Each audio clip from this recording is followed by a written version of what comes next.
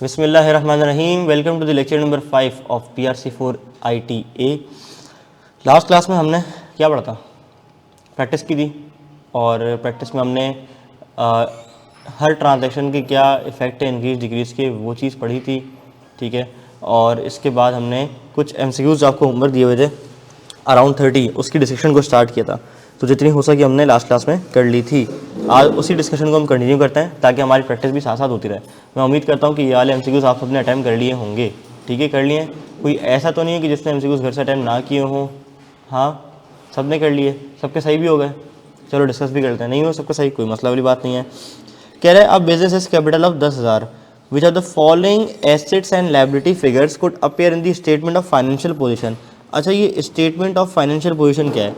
देखो, हमने कहा था ना कि हम फाइनेंशियल स्टेटमेंट्स बनाते हैं, तो फाइनेंशियल स्टेटमेंट्स के अंदर जो है ना वो दो चीज़ें होती हैं। ठीक है, फाइनेंशियल स्टेटमेंट्स के अंदर ना दो चीज़ होती हैं, हम आगे जाके पढ़ेंगे इंशाल्लाह। ठीक है, एक होती है स्टेटमेंट ऑफ कॉम्प्रिहेंसिव इनकम, एक होती है स्टेटमेंट ऑफ फाइनेंशियल पोजीशन। अच्छा, स्टेटमेंट ऑफ कॉम्प्रिहेंसिव इनकम के बारे में बता दूं तो ये होता है जनाब कि मैंने साल में कितना कमाया, ठीक है, कितना खर्चा किया, मेरे पास कितने पैसे बच गए, फिर मैंने मज़ीद खर्चा किया, और एंड पे आके टैक्स वैक्स देने के बाद मेरे पास कितना पैसा बच गया, यानी कि मतलब कितना मुझे मुनाफा हो गया। तो वो बताता है मेरा SOCI।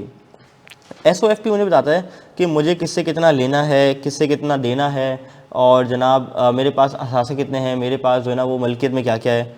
यानी कि अगर मैं इसको और सिंप्लीफाई करूँ तो SOCI में क्या क्या कौन कौन से हेड लगे होंगे बोलो?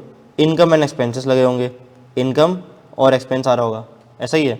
और स्टेटमेंट ऑफ फाइनेंशियल पोजीशन में मैं तो अकाउंट पेबल तो ब्रांड नेम हो गया ना, मैं जेनरिक नेम की बात कर रहा हूँ।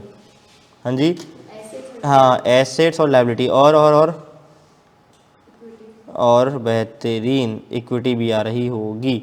ठीक है, यानी कि स्टेटमेंट ऑफ कॉम्प्रिहेंसिव इनकम में इनकम एक्सपेंसेस की सारी चीज़ें आएंगी, और इधर कौन कौन सी आएंगी?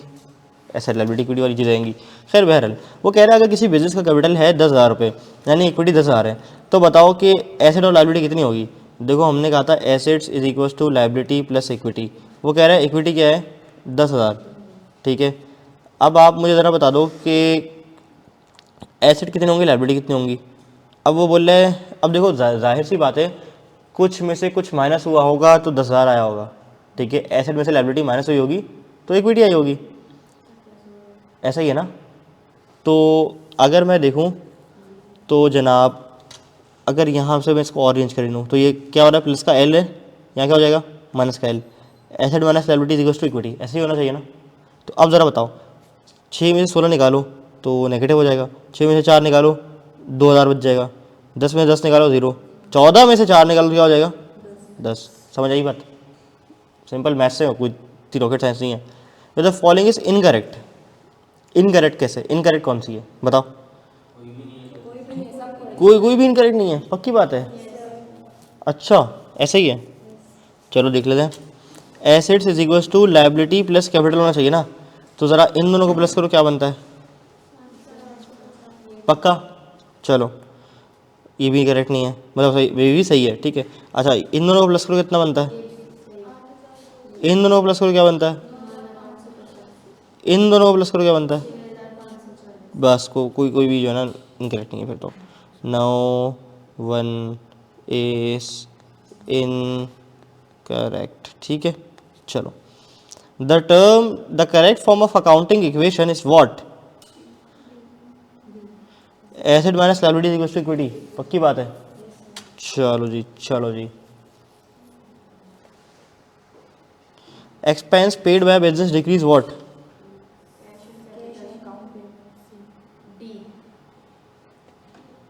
अच्छा, कैश डिक्रीज करता है एक्सपेंस पे करने से?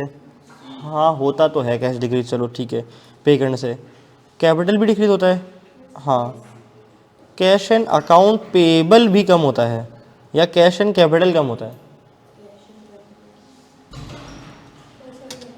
कैश एंड कैपिटल कम होता है। अच्छा, कितने लोग बोलते हैं? अच्छा देखो, हर चीज़ का ना दो इम्पैक्ट तो होंगे, दो इम्पैक्ट होंगे। तो एक चीज़ तो बिल्कुल भी सही नहीं होगी कि अगर मैं सिर्फ कहूँ कि कैश ही कम होगा तो भाई कैपिटल तो कम होगा साथ साथ, तो ए और बी तो मेरे लिए सही नहीं होंगे। अगर मैं गौर करूँ सी पे और डी पे, तो सी पे लिखा हुआ है कैश एंड अकाउंट पेबल, और चौथे पे लिखा हुआ है कैश एंड कैपिटल। तो कौन सा ज़्यादा बेहतर है? सी ऐड। कितने लोग हैं सी के साथ? 1 2 3।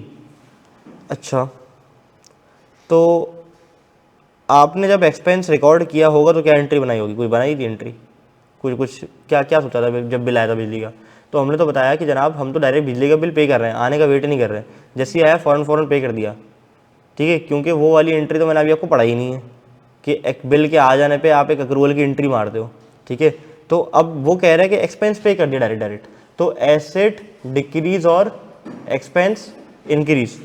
एसेट का इम्पैक्ट कहाँ जा रहा होता है? सॉरी, एक्सपेंस का इम्पैक्ट कहाँ जा रहा होता है? कैपिटल।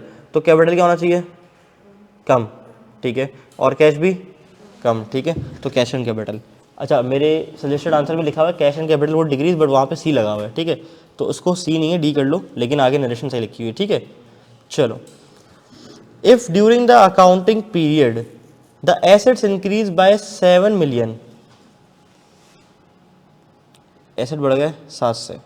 ठीक है, and the owner equity decrease by 3 million, liability plus equity, ये -3 है। ठीक है, अब then the liabilities must have, अब बताओ। हाँ जी, देखो इतनी तो मेरी मैथ्स कह रही है, कॉमन मुझे मैथ्स नहीं आती, लेकिन इतनी तो मेरी दिल की मैथ्स कह रही है कि यार यहाँ पे ना कोई 10 आना चाहिए प्लस का, है ना, कि प्लस का 10 आना चाहिए ना। 10 - 3 7, 7 और 7 बराबर है। इतनी तो मेरी बेसिक बिल्कुल मेरी मैथ बिल्कुल अच्छी नहीं है, लेकिन इतना तो मुझे भी समझ आ रहा है। अब आप बताओ आपको क्या समझ आता है? सही बोल रहा हूँ मैं? यार सन्नाटा क्यों? तुम लोग क्या मतलब सुन वो नो लोग, मतलब क्या कोई हो इंसान नहीं हो क्या? क्या हो मतलब? आवाज़ नहीं आ रही है क्या मेरी? जवाब दे दो भाई। तो आवाज़ तो आ रही है, लेकिन समझ आया नहीं आया तो बताओ ताकि मैं आगे बढ़ूँ। यार ऐसे बैठे होते हैं, देख रहे होते हैं, वो सहरी में नहीं उठाती अम्मी, बेटा सहरी कर लो आगे, तो यूँ बैठे होते हैं ऐसे मुंह बना के। भाई बता दो भाई, समझ आ गया तो मैं आगे बढ़ जाऊँ, नहीं समझ आया तो दोबारा समझा दूँ। नहीं आया समझ? ठीक है, गुड। और किसी को समझ नहीं आया? हाँ, एक ही भाई है बस, दूसरे भाई को समझ नहीं आया, पीछे वो जियान भाई को। देखो जियान भाई, बात असल में ये है कि वो मुझे ना इंक्रीज डिक्रीज के इफेक्ट पूछ रहे हैं, और मैंने कहा कि मैं जो है ना वो दिमाग से सोचूंगा ही नहीं, मैं सोचूंगा अकाउंटिंग इक्वेशन से। मैंने कहा अकाउंटिंग इक्वेशन कहती है assets is equal to liability plus equity. ठीक है, और मुझे ये भी पता है कि अकाउंटिंग इक्वेशन की दोनों साइड से होना चाहिए, हमेशा बैलेंस होने चाहिए। ठीक है, बैलेंस मुझे बोलना आता है, मैं पीपसी वाला नहीं हूँ, समझना नहीं है वैसा। ठीक है, अच्छा, अब वो कह रहा है कि अगर मेरे एसेट 7 मिलियन से बढ़ रहे हैं, तो मैंने कहा एसेट 7 मिलियन है। ठीक है, ये फिगर बता दी मुझे। अच्छा, वो कह रहा है कि ओनर इक्विटी 3 मिलियन से कम हो रही है, -3। तो मुझे बताओ मेरे भाई लायबिलिटी कितनी आनी चाहिए? मतलब यहां मैं वो कौन सा नंबर लगाऊं जिसमें से मैं 3 माइनस करूं तो वो 7 बने? हाँ, वैसे अच्छा सा मैं समझा नहीं सकता था। थैंक यू सो मच यार, आपने मेरी ज़िंदगी आसान कर दी। ठीक है, क्लियर है अब नहीं बोलना क्लियर नहीं है, उधर आके तुमने ही पूछा था तो यू यू यू क्यों कह रहा था? यूं क्यों कह रहा था? उसके लिए कह रहा था, उसके ब्याह पे तुम जाया करोगे जहाँ भी पेपर देने जाना होगा, नहीं ना? ठीक है, तो चिल करो। Okay, 16, select the correct statement. Equity is the liability of the business towards the owner. ये क्या बोल दिया? अच्छा, equity claims are claims against the entity that do not meet the definition of liability. तो only statement 2 से correct, good. चलो जी 17 पे आ जाओ। सी, अच्छा देख लेते हैं। An entity with December 31 year end has bought the machine for ₹1 million with the down payment of ₹2 lakh. Down payment क्या होती है कि यार ये अभी स्टार्ट में कोई इनिशियल पेमेंट कर दी, okay, and remaining payment 8 lakh would be made after the month. ठीक है, the transaction happened on 15 December. ठीक है, 15 दिन पहले हुआ होगा। 2 लाख दे दिए और 8 लाख देने हैं। What the effect of this transaction? देखो मेरा दिल कहता है कि एसेट तो मेरा बढ़ गया। ठीक है, कितने से बोलो? 1 मिलियन से। ठीक है, और एसिड मेरा कम भी हो गया 2 लाख से। अगर नेट पे वो एसिड की ऑप्शन को दे रहा होगा 8 लाख से बढ़ने की, तो वो भी शायद देख लूँगा, लेकिन वो देगा नहीं वैसे, आई डोंट नो। अच्छा, और लाइबिलिटी क्या हो गई है, बढ़ गई है कितने से, हाँ जी, इंक्रीज हुई डिक्रीज हुई है, कितने से, 8 लाख से, ये बनेगी इसकी एंट्री। अब ये कहाँ लिखा हुआ है, अच्छा बोल रहे machine increase by 8 lakh, liability decrease by 8 lakh, नहीं इंक्रीज बाय, नहीं मुझे तो मशीन 1 मिलियन की ही चाहिए। कहाँ है भाई 1 मिलियन, ये देखो ये रशिया शहजादा मिल गया। कैसा, देखो तुमने ना कभी भी ना सवाल पढ़ के तरीका बता रहा हूँ ना कन्फ्यूजन अवॉइड करने का, सवाल पढ़ के आंसर को देखना ही नहीं, ऑप्शन को देखना ही नहीं है, पहले खुद सोचना है। लेट से ये अगर फिल इन द ब्लैंक्स होती तो कैसे करते, सोचते कि मेरे हिसाब से तो ये होना चाहिए, अब देखता हूँ मेरा वाला ऑप्शन कहाँ पर है, बस डेट्स इट, खत्म हुई बात। हाँ बाकी ऑप्शन को दोहरा लिया कि कहीं ऐसा ऑप्शन तो नहीं है कि जो मुझे और अच्छा लग रहा हो, बस डेट्स इट, ठीक है। Purchase for machine of machinery for cash is what, हाँ जी, इंक्रीज टोटल एसेट्स। अच्छा टोटल एसेट्स तो मेरे बढ़ जाएंगे, लेकिन क्या से वो इंक्रीज ही होंगे, डिक्रीज भी होंगे, ठीक है। तो लाइबिलिटी तो आएगी ही नहीं क्योंकि मैंने कैश पे खरीदा नहीं। अब डी, कितने लोग कहते हैं डी, मैं मुबारकबाद देता हूँ, अजमतुल वाजी ने बिल्कुल सही जवाब दिया है, ठीक है ये डी ही है। क्यों, हाँ अच्छा दिल पे ले लिया आपने, मैं माफ़ से हो सके तो आप मुझे माफ़ कर दीजिएगा, ठीक है। अच्छा चलो, keep the total assets unchanged. देखो अच्छा अल्लाह का शुक्र अदा करो कि मैंने तुम्हारा नाम ना कैश इन हैंड नहीं रखा, ठीक है, नाम से ही पुकार रहा हूँ, ठीक है। चलो कोई बात नहीं। The investment of cash in to the business results in या एन वॉट, कैश डाला है तो एसेट बढ़ेगा और इक्विटी बढ़ेगी, कहाँ लिखा हुआ है, B, B for ball. Service rendered for cash will result in what, cash बढ़ गया और इनकम बढ़ गई, कहाँ है,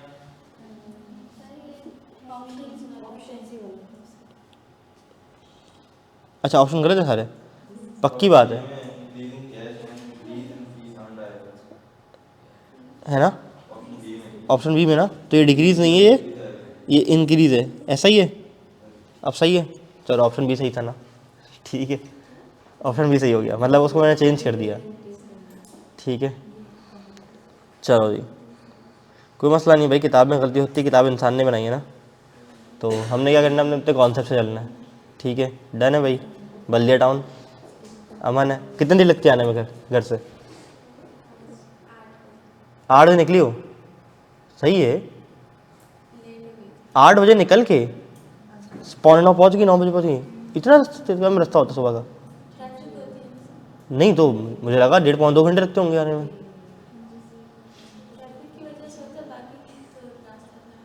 अच्छा सही है, गुड गुड गुड, ओके।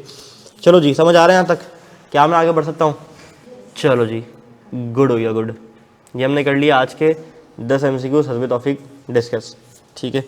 चलो 10 और कर लें ताकि 30 ख़त्म कर दें, फिर अगली नशिस्त में हम इसको आगे बढ़ाएंगे। अच्छा, one of the local fast food outlets hired a first year accounting student to oversee the cash collection procedure, which firm with the firm when the firm pay the student his weekly wage the transaction will be what, asset कम हो जाएगा, equity कम हो जाएगी, या expense बढ़ जाएगा, देखते हैं। इंक्रीज नहीं, एसेट में नहीं, decrease in asset, decrease in liability, increase in asset, increase in equity, decrease asset, decrease equity, कहाँ से आवाज़ आई, वो क्यों, वो तो दे दी थी, लेकिन मैंने कहा कि मैं जब ही रिकॉर्ड कर रहा हूँ कि जब मेरे पास ड्यू हो गई तो मैंने फ़ौरन पे कर दी, मैंने ड्यू होने की अलग से एंट्री नहीं बनाई, यही मैं चीज़ समझा रहा था उधर एक्सपेंसेस वाली चीज़ में भी, सैलरी वाली चीज़ में भी, कि 2 तरह की चीज़ें होती हैं। देखो हमारी अकाउंटिंग जो है ना वो चलती है अक्रूवल बेस पे, ठीक है। मैं आपको ना अभी नहीं, लेकिन आज से 1-2 क्लास में, आज या कल की क्लास में मैं आपको कुछ एक कॉन्सेप्ट सिखाऊंगा अक्रूवल का, कि जब हमारे पास कोई चीज़ अक्रू हो जाती है ना तो हम उसकी क्या एंट्री पास करते हैं, और जब पे हो जाती है तो फिर क्या पास करते हैं, ठीक है। तो मैं जो है ना यहाँ सारा सब कुछ करा रहा हूँ पेमेंट सिस्टम पे, कि बस जैसे ही हुआ ड्यू मैंने पे कर दिया, मैंने अक्रूवल रिकॉर्ड ही नहीं करवा रहा, ठीक है। आपकी बात बजा है, बिल्कुल ठीक है, बात समझा रही ना। कॉमर्स की हो, कॉमर्स वाले हो, नहीं चलो ठीक है कोई मसला नहीं, फिर बाद में बात करेंगे। Okay, Q K company record the transaction as an expense for ₹5 lakh and an equivalent credit to account payable, what the impact of the element of financial statements. Expense record किया है तो इक्विटी कम हो जाएगी होगी और अकाउंट पेबल बढ़ गया होगा, लायबिलिटी डिक्रीज इक्विटी। चलो, the following cause owner equity to increase, revenue, utility spend, drawing, purchases. Revenue से बढ़ेगी। चलो, owner contribute personal garden to business, asset भी आ गई, इक्विटी भी आ गई। गुड, इजी इजी ना, किसी को मसला तो नहीं ना इसमें। चलो, अल्लाह अकबर। The company purchase a significant amount of office supplies on credit, तो एसेट बढ़ेगा और लाइबिलिटी भी बढ़ेगी। चलो डन है। चलो बस 25 रुपये हमने लगा लिया, ब्रेक अपना, ठीक है। 25 के बाद के एमसीक्यूज हम फिर आहिस्ता आहिस्ता क्लास में 20-20 करके डिस्कस करते रहेंगे, ताकि मेरी जो आवाम है वो आवाज़ार ना हो, ठीक है। अच्छा, give me just around 5 minutes, ताकि मैं आपकी एक PDF अपलोड कर दूं जो हमने अभी देखनी है, रेफ़र करनी है, ठीक है। आज की क्लास में आप लोगों के लिए एक और नई PDF के साथ हाजिर हूँ। अल्लाह भला करे आपका।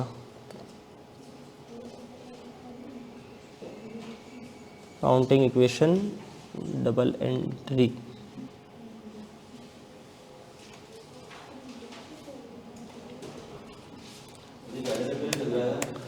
यार मैं जो है ना वो चैप्टर वाइज नहीं पढ़ा रहा, ठीक है, मैं चल रहा हूँ कॉन्सेप्ट वाइज, ठीक है।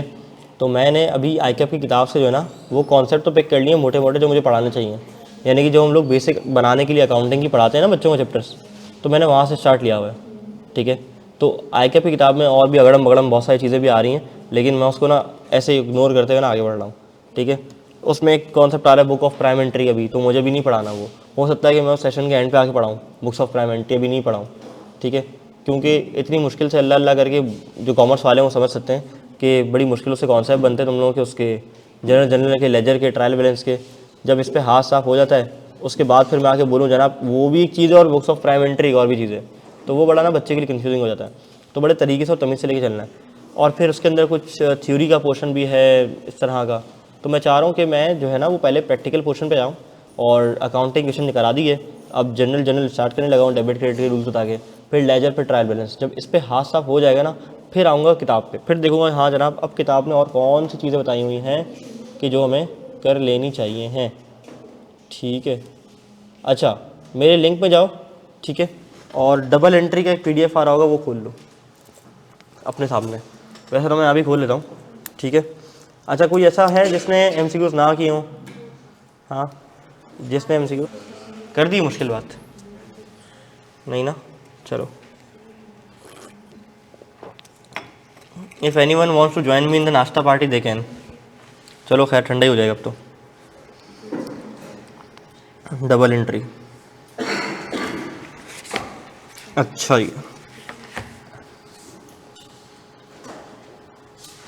अभी कॉमर्स वाले थोड़ी देर के लिए एंजॉय करेंगे और साइंस वाले बोलेंगे मुझे अपने घर जाना है,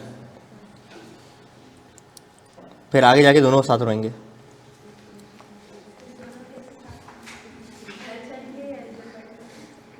क्या? नहीं, यहीं बैठे रहेंगे, करना तो है अभी। अच्छा जी, अच्छा तुम लोगों के जहन में एक सवाल आ रहा होगा कि यार ये आप जो नए नए PDF दे रहे हो तो क्या ये नए नए चैप्टर काउंट करें हम? नहीं, नए नए चैप्टर काउंट नहीं करो, एक सीक्वेंस से बस पढ़ते जाओ, ठीक है। क्योंकि ICAP की किताब में मैंने बताया इससे पहले भी कि चैप्टर नंबर 1 में भी बड़ी ओंगी बोंगी चीज़ें लिखी हुई हैं जो मुझे भी नहीं पढ़ानी है, ठीक है। जैसे बुक्स ऑफ प्राइम एंट्री वगैरह का भी जिक्र हो गया है अचानक से आते आते, तो मैं चाह रहा हूँ कि मैं ना एक तरतीब से चीज़ों को लेकर चलूँ और आज जर्नल स्टार्ट करा दूँ, ठीक है। क्या करूँ? जर्नल स्टार्ट करा दूँ, ओके। अब हमारा कॉन्सेप्ट आ रहा है डबल एंट्रीज़ का, डबल एंट्री का। अब ये एंट्रीज़ क्या होती हैं? एंट्री कहते हैं कि ट्रांजैक्शन को रिकॉर्ड करने की जो आर्ट है, जो कला है, जो चीज़ है, उसे हम कहते हैं एंट्री पास करना, एंट्री पोस्ट करना। और इस एंट्री को आप प्यार से कहते हो डबल एंट्री, ठीक है। मैं बड़ी आसान ज़बान में समझा रहा हूँ, मैं चाहूँ तो मुश्किल कर सकता हूँ, उसको टेक्निकल कर सकता हूँ, लेकिन मैं इसको मुश्किल और टेक्निकल नहीं करना चाह रहा। क्या मेरी बात समझा रही है? तो अब मुझे ज़रा कोई बता दे, अकाउंटिंग की डेफिनेशन रिकॉल करा दे कि अकाउंटिंग की डेफिनेशन क्या थी। अब्दुल बाजी ने बड़े पढ़ा लिखा जवाब दिया था, वो बताएं।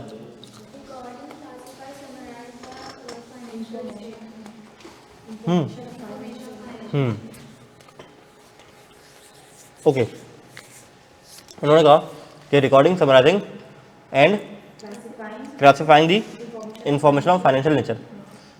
अब जो हम स्टेप सीखने जा रहे हैं, हम सीखने जा रहे हैं रिकॉर्डिंग ऑफ फाइनेंशियल ट्रांजैक्शन।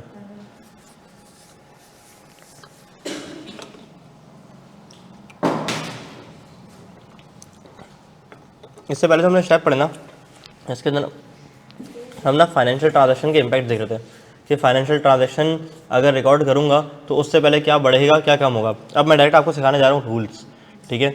अब याद रखो, जो सिस्टम में आप लोग रिकॉर्ड करते हो ना चीज़ें, यानी कि मेरे पास मैंने किसको कितने पैसे देने हैं, कितने लेने हैं, समझो आप क्या करते हो, एंट्री करते हो, एंट्री, ठीक है, सिस्टम पे एंट्री करते हो। अब सिस्टम पे एंट्री करने के लिए बैक एंड पे कोई तो रूल होना चाहिए ना, कोई सेट ऑफ रूल होने चाहिए जिसके मुताबिक जाने चाहिए कि जनाब ये वाली चीज़ स्टेटमेंट ऑफ कॉम्प्रिहेंसिव इनकम में आएगी क्योंकि ये इनकम एक्सपेंस से पर्टेन करती है, ये वाली फाइनेंशियल पोजीशन में आएगी क्योंकि ये लायबिलिटी, इक्विटी, एसेट से पर्टेन करती है। तो इस चीज़ को सेट ऑफ कर, इस चीज़ को जो है ना वो रेगुलेट करने के लिए हमारे पास एक कॉन्सेप्ट है डबल एंट्री का। हम हर चीज़ की एक एंट्री पास करेंगे, ठीक है, हर चीज़ की एक एंट्री पास करेंगे, हर चीज़ को एक जगह पे रिकॉर्ड करेंगे और फिर उस रिकॉर्डिंग के बाद उसको प्रोसेस करेंगे, ठीक है। प्रोसेस करने के बाद उसको प्रेजेंट करेंगे। तो हम अभी पहले स्टेप पर आ गए हैं, वो क्या है, रिकॉर्डिंग। रिकॉर्डिंग के अंदर सबसे जो पहली चीज़ मैं सिखाने जा रहा हूँ उसका नाम है आपके पास क्या, जर्नल। यार प्रिपेयर जर्नल क्या है, बोलो, जर्नल। अच्छा, जर्नल के बाद ना एक और चीज़ आती है जर्नल लेजर्स, फिर आता है ट्रायल बैलेंस। तो ये टॉपिक हमने ना 3 सीखना है, आज तो नहीं, आज तो जर्नल की बुनियाद डालेंगे सिर्फ। अब देखो, कोई भी एंट्री आप अगर रिकॉर्ड करते हो ना तो उसके ना 2 इम्पैक्ट होते हैं, 2 लेग्स होते हैं। मैं लेग कहूँगा तो टांग नहीं है, जेन्युइनली 2 इम्पैक्ट होते हैं, 2 जगह जाती है। एक कहलाती है डेबिट, एक कहलाती है क्रेडिट। बड़ा आपने नाम सुना होगा डेबिट क्रेडिट का। अच्छा, बैंक की ज़बान में ही सोचना, बैंक की ज़बान में तो क्रेडिट का मतलब होता है कि पैसे का आना और डेबिट का मतलब होता है पैसे का जाना। लेकिन अकाउंटिंग की इस्तिलाहात में ना डेबिट एंड क्रेडिट जो है ना वो सिर्फ 2 कॉलम्स के नाम है। अकाउंटिंग की इस्तिलाहात में बोलो, डेबिट और क्रेडिट क्या है, 2 कॉलम्स के नाम है। यानी कि अगर मैं कहूँ डेबिट तो लेफ्ट साइड का अलग कॉलम, लेफ्ट साइड, और अगर मैं क्रेडिट कहूँ तो समझो राइट साइड। ये मैं समझाने के लिए कह रहा हूँ, ठीक है। और ऐसे ही हम रिकॉर्डिंग करेंगे। बोलो, डेबिट का मतलब क्या, लेफ्ट साइड वाले कॉलम पे, और क्रेडिट का मतलब क्या, राइट साइड वाला, ठीक है। अब क्या, डेबिट क्रेडिट सीख लिया। इसका मतलब हरगिज़ ये नहीं है कि आप रक्शे में जा रही हो और बोलो रक्शे वाला भाई कहाँ लेना है, बोलो भाई डेबिट पे ले लो। तो ऐसा नहीं है कि मतलब उल्टे हाथ के मतलब डेबिट है, ऐसा नहीं है। डेबिट और क्रेडिट क्या है, हमारे 2 कॉलम्स के नाम है, ठीक है। मेरी बात समझ आ रही है, क्लियर है। अच्छा, अब हम सीखने जा रहे हैं जनाब कुछ रूल्स। अब देखो, डबल एंट्री के बारे में किताब क्या कह रही है, किताब कह रही है कि हर ट्रांजैक्शन को आपने रिकॉर्ड करना है कम अज़ कम 2 या 2 से ज़्यादा प्लेसेस में। वो डुअलिटी याद है, 2 impact, asset liability, asset capital, expense asset. Compound में क्या था, 3 हेड भी आ सकते हैं, एसेट लायबिलिटी भी आ सकता है, ठीक है। वो कह रहे कम अज़ कम 2 चीज़ों में आना चाहिए, ये कह रहा था डबल एंट्री सिस्टम।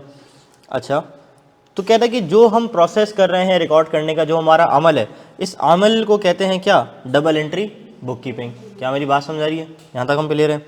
अच्छा, कहता है कि हर ट्रांजैक्शन में एक डेबिट होगा तो दूसरा क्रेडिट होगा, एक क्रेडिट होगा तो दूसरा, ऐसी दुनिया चलती रहती है, ठीक है। अच्छा, अब कुछ हम सीखने जा रहे हैं रूल्स। अगर मैं फॉर द टाइम बिंग इस ड्राइंग को भूल जाऊँ, इस ड्राइंग को मैं फॉर द टाइम बिंग छोड़ रहा हूँ, हमने एलिमेंट्स कितने पढ़े फाइनेंशियल स्टेटमेंट्स के, 5।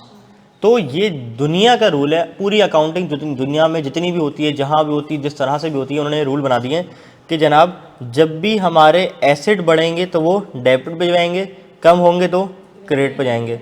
जब भी हमारी लायबिलिटी बढ़ेगी तो क्रेडिट पे जाएगी, कम होगी तो डेबिट पे जाएगी। इनकम बढ़ेगी, कैपिटल बढ़ेगा तो इंक्रीज क्रेडिट साइड पे होगा और डिक्रीज डेबिट साइड पे होगा। तो इन्होंने क्या किया, asset, liability, income, expense, capital, यही था ना सीक्वेंस हमारी। तो एसेट और एक्सपेंस के लिए सेम रूल है, ठीक है। लायबिलिटी, इनकम, कैपिटल के लिए सेम रूल है। बस ये याद कर लो, लिख लो, नोट कर लो अपने पास, नोट करो, शाबाश, हाथ पे हाथ नहीं मारने बैठना है।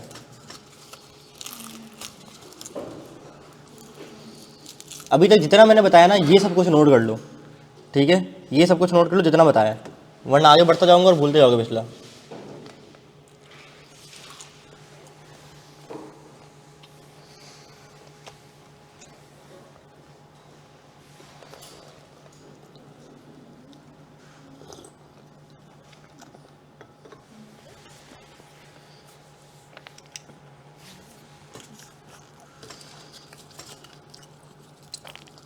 भाई किसी को नाश्ता करना तो आ जाए। कितने लोगों को नाश्ता करके नहीं आते मेरी तरह? हाँ, कितने लोगों को नाश्ता करके नहीं आता बिल्कुल भी? असल में उठता ही देर से हूँ, 8 बजे तो मेरा अलार्म बजता है और 9:15 मैं अंदर होता हूँ। टैलेंटेड। तो बस इतने में ही होता है।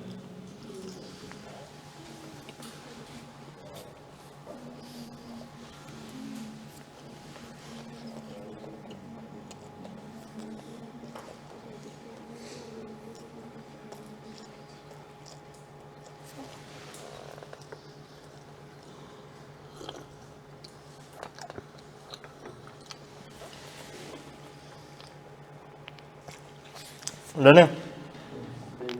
ये देख लो एक्सप्लेनेशन।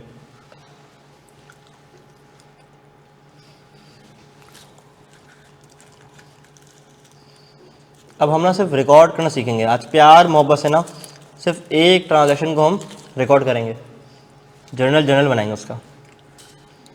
फिर आप खुद माहिर हो जाओगे इंशाल्लाह। हर क्लास में 10-12 MCQ डिस्कस किए, 15 MCQ डिस्कस किए, जर्नल बनाया, फिर MCQ डिस्कस किए, जर्नल बनाया, फिर MCQ डिस्कस किए, जर्नल बनाया। जर्नल पे हाथ साफ कर देंगे। और journal is equals to accounting equation, अगर मैं कहूँ तो गलत नहीं होगा। Ledgers is equals to accounting equation तो गलत भी नहीं होगा, ठीक है? क्योंकि जर्नल के अंदर जब मैं आपको एंट्री कराऊंगा ना, बोलूँगा देखो अकाउंटिंग इक्वेशन में क्या होता था, बैलेंस होता जी, देखो यहाँ भी बैलेंस हो रही है। तो हम इंशाल्लाह इसकी खूब प्रैक्टिस करेंगे। अब हम कॉन्सेप्ट्स पे लाएंगे ब्रेक, और मज़ीद जर्नल में थोड़ी सी कॉम्प्लेक्सिटीज़, थोड़े और कॉन्सेप्ट्स, थोड़ी सी और मुश्किल ट्रांजैक्शंस, ये मैं जो है ना वो डालता जाऊँगा वक्त के साथ साथ।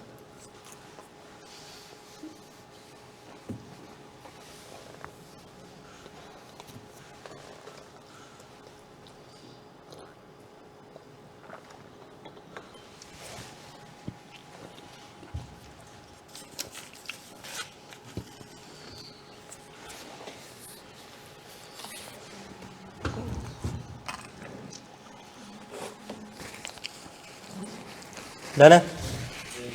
हाँ जी, 1 मिनट और, चलो लो।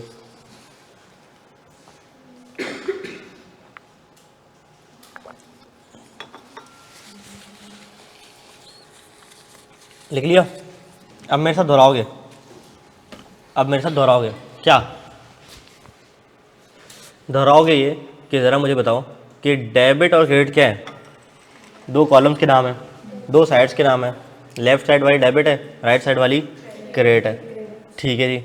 अच्छा यार, इस रूल के पीछे लॉजिक नहीं है, एक निज़ाम बना दिया गया है ताकि हम रिकॉर्ड कर सकें चीज़ों को, ठीक है? माहिरीन ने बताया है कि इस रूल के पीछे कोई लॉजिक नहीं है। अल्लाह की कसम, अगर पता चले तो मुझे बता देना, ठीक है? कि डेबिट और क्रेडिट ही क्यों है, ठीक है? ये हैबिट और क्रेडिट क्यों नहीं है, ये मुझे नहीं पता, ठीक है? ये नाम है इसके। अकाउंटिंग में जहाँ जहाँ कॉन्सेप्ट्स हैं, अकाउंटिंग में हर जगह कॉन्सेप्ट्स हैं, ठीक है? सिवाय इस ये रिकॉर्डिंग के रूल्स के कि डेबिट क्यों और क्रेडिट क्यों है। अब ये लेफ्ट साइड क्यों है, राइट साइड क्यों नहीं है? आपने राइट साइड को डेबिट क्यों नहीं कहा, उल्टे साइड को क्रेडिट क्यों नहीं कहा? अब इसके जवाब तो मेरे पास नहीं है ना, कि जिन्होंने अकाउंटिंग के रूल बनाए उनसे पूछ लो, ठीक है? तो ऐसी चीज़ों को कुछ हैं जो जवाब नहीं है। लेकिन अदर देन दैट, जहाँ लॉजिक की बात आएगी, जहाँ जो ट्रांजैक्शन रिकॉर्ड करने की बात आएगी, साथ खड़ा हूँ। जब तक समझ नहीं आया पूछो, ठीक है? ये सवाल ना मैंने ही पूछा था अपने इंटर में अपने उस्ताद से, आज तक जवाब नहीं आया कहीं भी। चलो खैर, डन है? चलो अब मुझे बताओ कि हमने 5 सेट पढ़े, assets, liability, income, expense, capital, ठीक है? अच्छा अब मैं ये हटा रहा हूँ ड्राइंग्स। ड्राइंग जब बढ़ती है तो डेबिट होती है। कैसे? ड्राइंग के साथ रिडक्शन इन इक्विटी आपने कहा था, तो इक्विटी जब बढ़ती है क्या होती है? जब कम होगी तो क्या होगी? तो ड्राइंग उसके नाम से डेबिट हो जाएगी। बस ड्राइंग के लिए, ड्राइंग एक वाहिद वो एक्सेप्शन है जिसके लिए हम जेनरिक नेम यूज़ नहीं करेंगे, ब्रांड का नेम इस्तेमाल करेंगे, ठीक है? बात समझ आ रही है? जेनरिक नेम क्या है? इक्विटी ना। जैसे जेनरिक नेम क्या था? लायबिलिटी, तो account payable, bill payable, loan payable. अब ब्रांड नेम हम इसका इस्तेमाल करेंगे। क्या मेरी बात समझ आ रही है? मैं कोई मुश्किल बात तो नहीं कर रहा हूँ। अब देखो, अब ना चीज़ें हमारी थोड़ी सी ना फास्ट ट्रैक पे जाएंगी, थोड़ा सा तेज़ होंगे हम। अब हम रिकॉर्डिंग की तरफ जाएंगे। तो इससे पिछले के सारे कॉन्सेप्ट क्लियर होने चाहिए।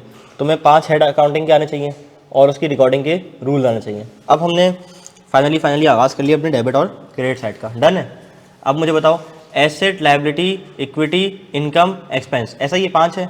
अब मुझे बताओ एसेट बढ़ेगा तो कहाँ जाएगा, कम होगा कहाँ जाएगा, लायबिलिटी बढ़ेगी तो कहाँ, कम होगी तो, ठीक है। इनकम बढ़ेगी तो, कम होगी तो, एक्सपेंस बढ़ेगा तो, कम होगी तो, और कैपिटल बढ़ेगा तो, कम होगा तो।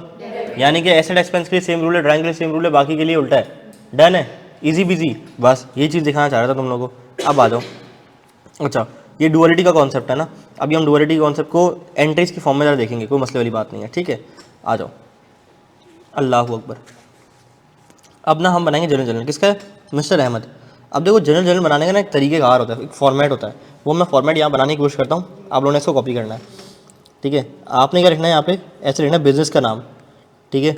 अब मिस्टर अहमद के बिज़नेस का नाम नहीं दिया हुआ, तो मैं यहाँ मिस्टर अहमद लिख रहा हूँ, ठीक है। फिर मैं लिखूँगा, मैं बना के आ रहा हूँ जर्नल,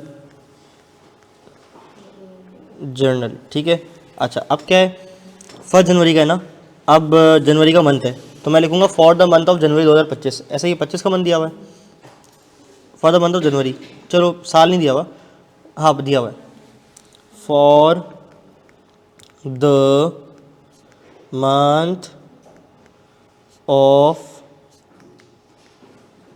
जनवरी 2025, डन।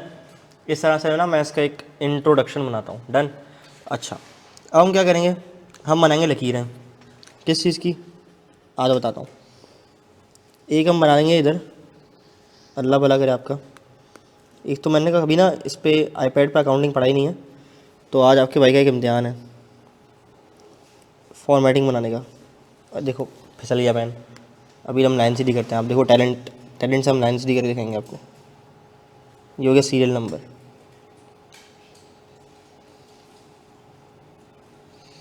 ठीक है, ओके। ये हम डाल देते हैं क्रेडिट की लाइन,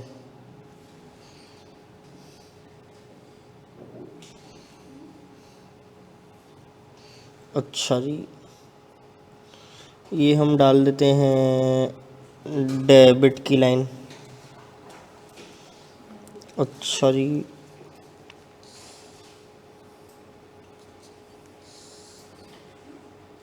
आहा क्या बन गया है, ठीक है, चंगा हो गया।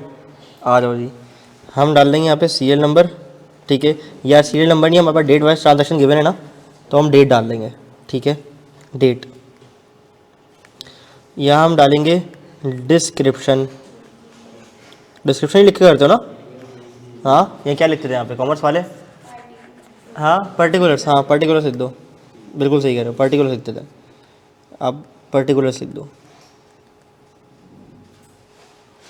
अच्छा नहीं पीआर का कॉलम नहीं आएगा, ये तुमने किसी बड़े मारूफ उस्ताद से पढ़ा होगा, जो कि जिनको पढ़ाते हुए ना बड़े साल हो गए होंगे, ऐसा ही है ना। तो जब मेरे उस्ताद थे ना, जिनसे मैंने अकाउंटिंग पढ़ना स्टार्ट की थी प्राइवेट ट्यूशन से ना, तो जब मुझे प्राइवेट ट्यूशन पढ़ाया करते थे ना, तो मुझे वो पीआर डलवाया करते थे। फिर मैंने वो प्राइवेट ट्यूशन छोड़ दिया और मैं कोचिंग चला गया। तो जब मैंने अपने कोचिंग के टीचर से आगे सवाल किया ना कि सर वो पीआर नहीं आएगा, तो उन्होंने कहा नहीं पीआर वीआर कुछ नहीं होता। वो पीआर बेसिकली हुआ करता था पोस्टिंग रेफरेंस। मैं उम्मीद नहीं कर रहा था कि क्लास में कोई सवाल करेगा ऐसा, लेकिन चलो जिन्होंने बड़े पुराने उस्तादों से पढ़ा होता है ना इंटर में, तो वो उनको बताते हैं कि बेटा पीआर भी कुछ होता था। पीआर होता था कि पोस्टिंग रेफरेंस, अगर मैंने एंट्री पोस्ट की तो उसका रेफरेंस आपको किस जगह मिलेगा, तो उसका रेफरेंस नंबर डाल दिया करते थे। लेकिन खैर बैरल नहीं होता इधर, ठीक है, ओके। बढ़ जाऊँ मैं आगे, अब मैं बहुत हौले हौले से ना एंट्री से स्टार्ट करवाने लगा हूँ, डन है। अच्छा अब मैंने इसी चीज़ की आपको डेबिट क्रेडिट के रूल्स से पहले अकाउंटिंग इफेक्ट के इंक्रीज डिक्रीज लिखवाए हुए थे। अभी जो आपने होमवर्क किया है बैठ के क्लास वर्क किया है, वो अपने सामने रखना, ठीक है। उन्हीं रूल्स को सामने रखते हुए, डेबिट क्रेडिट को रखते हुए आपने एंट्री पोस्ट करनी है, और आप लोग करवाओगे, मैं नहीं करवाऊंगा, ईजिली हो जाएगा। कैसे? और एक वक्त ऐसा आएगा कि आप इंक्रीज डिक्रीज छोड़ दोगे, आप बोलोगे डेबिट क्रेडिट छुंग छुंग छुंग छुंग ऐसे कर लोगे, ठीक है। अच्छा अहमद स्टार्टेड बिजनेस, अच्छा देखो हो सकता है कि किसी कॉमर्स वाले को लगे मेरा पेज बहुत स्लो होने वाला है अभी, लेकिन मैं बहुत आराम से चलूँगा, मुझे तुम सबकी प्रॉपर अटेंशन चाहिए, ठीक है। हमने क्लास में पाँव बिल्कुल भी नहीं लाना है, हमने ना बिल्कुल फोकस करना है, ठीक है। हमने बिल्कुल फोकस करना है और हमने अटेंटिव रह के सीखनी है, क्योंकि जनरल की बुनियादें डलने लगी हमारी। Ahmad started business with ₹1 lakh cash and deposit 50,000 into business bank account. ओए होए, पहली एंट्री कौन सी आ गई बोलो? कंपाउंड वाली आ गई, नहीं आ गई? आ गई ना। तो अब मुझे बताओ, अगर मैं अपने उस दिमाग से सोचूं बचपन वाले, तो एसेट बढ़ गया, एसेट बढ़ गया 1 लाख से, फिर ये भी बढ़ गया एसेट 50,000 से, और इक्विटी बढ़ गई कैपिटल के नाम से। अच्छा, जनरल में ना हम हमेशा ब्रांड नेम लिखेंगे, याद है वो पैराडॉल, कालपोल, न्यूब्रॉल, वो वाले नाम लिखेंगे। हम जेनरिक नेम नहीं लिखेंगे कि asset, liability, income, expense, revenue, ऐसा नहीं लिखेंगे, हम ब्रांड नेम्स लिखते रहेंगे, ठीक है। अच्छा, इक्विटी बढ़ गई कितने से? 1.5 लाख से। अब आ जाओ, एसेट कौन सा बढ़ा है? कैश, कितने से? ₹1,00,000 से। और बैंक वाला कितने से बढ़ा है? 50,000 से। तो एसेट का इंक्रीज होना डेबिट। हम लिखेंगे, एक सेकंड बेटा, मैं एंट्री कंप्लीट कर लूँ फिर पूछना। मैं लिखूंगा 1 जन, ठीक है। एसेट बढ़ गया किससे? कैश से। और बैंक भी बढ़ गया। अच्छा, इसकी प्रेजेंटेशन का एक तरीका होता है।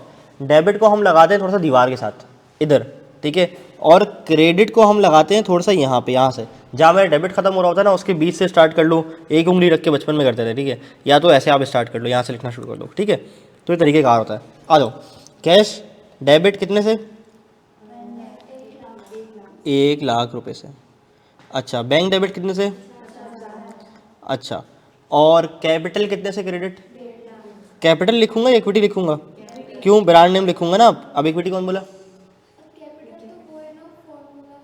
वो फॉर्मूला तो है, एलिमेंट्स ऑफ फाइनेंशियल स्टेटमेंट्स खोलो। ठीक है। अच्छा, अब ना, अब किसी, अगर आप इसी ऐरे गहरे को दिखा दो जिसने सीए ना किया हो, कॉमर्स ना पढ़ी हो, आप उसको अगर ये एंट्री लिखाओगे ना, डेबिट क्रेडिट शूंग शूंग याद लिखा हुआ है, इधर लिखा हुआ है, बोलेगा यार तो डिज़ाइन बना के लिखा हुआ है, ऐसे आ रहा है, ऐसे आ रहा है। अब उसको कैसे बताओगे कि मैंने क्या किया हुआ है? कुछ लिखोगे ना नीचे कि मैंने क्या किया है, तो हम उसको कहते हैं नरेशन। तो मैं आपको नरेशन लिखना सिखाता हूँ। नरेशन लिखना कोई रॉकेट साइंस नहीं है, जो सवाल में लिखा हुआ है वही छाप दो। स्टार्ट करते हैं वैसे, to record investment of capital in business. बस शॉर्ट में, अपनी ज़बान में, किसी भी फॉर्म में, एक्टिव पैसिव में, ये बस लिख दो और नीचे एक लाइन डाल देना ऐसे क्लोज करने के लिए, ठीक है, डन। अच्छा, अब बताओ क्रेडिट में कितना आएगा? 1.5 लाख आएगा। अच्छा, अब रुक जाओ, एक बार एक और चीज़ बता दूं, फिर सवाल पूछना। अच्छा, जनरल का ना बड़ा गहरा संबंध है हमारे किससे? अकाउंटिंग इक्वेशन से। कैसे? अकाउंटिंग इक्वेशन मैंने आपको कहा था कि left hand side will always be equals to right hand side. अब आ जाओ ज़रा, assets is equals to liability plus equity. Asset कौन कौन सा है इसमें मेरे? 1.5 लाख रुपए के एसेट्स हैं 1.5 लाख के एसेट्स हैं। लायबिलिटी है कोई? 0। कैपिटल कैसे क्रिएट हुआ है? 1.5 लाख से। अकाउंटिंग क्वेश्चन बैलेंस हुई है मेरी। हर ट्रांजैक्शन में खुदा की कसम बैलेंस होगी। कोई ट्रांजैक्शन ला के दिखा दो कि यार ये आपने ट्रांजैक्शन कराई है, इसकी अकाउंटिंग क्वेश्चन बैलेंस नहीं होगी, ठीक है, मैं बोलूँगा यार मैंने गलत पढ़ा है, आई एम सॉरी, ठीक है, डन है, पक्का। अब वो चैलेंज हो गया भाई को, अब तो ला के दिखाएगा मुझे ना ऐसी एंट्री इसमें अकाउंटिंग क्वेश्चन नहीं आ रही होगी। हर चीज़ का एक डेबिट है और एक क्रेडिट है, वो हमेशा हम बराबर करके चलेंगे क्लास में, ठीक है, डन है। अब सवाल आता है, पूछो। सवाल आता है यहाँ से कहीं से? जी जी, हाँ, नहीं, ऐसा नहीं है। वो कह रहे हैं 1 लाख कैसे स्टार्ट किए, एंड डिपॉजिट 50,000 इंटू बैंक, यानी कि दराज में लाके 100 लाख डाला और 50,000 बैंक में जमा करा दिया, ठीक है। इसकी इंटरप्रिटेशन इस तरह से। चलो 2 जनवरी को आ जाओ, 2 जनवरी को आ जाओ, 2 जनवरी को आ जाओ। 2 जनवरी को कह रहा है purchases goods for resale worth ₹25,000 from Ali traders on credit. Asset बढ़ रहा है और लायबिलिटी भी बढ़ रही है। एक सेकेंड ज़रा मुझे, गुड्स, हाँ जी, एसेट कम भी हो रहा है, अकाउंट पेबल बढ़ रहा है। एक सेकेंड,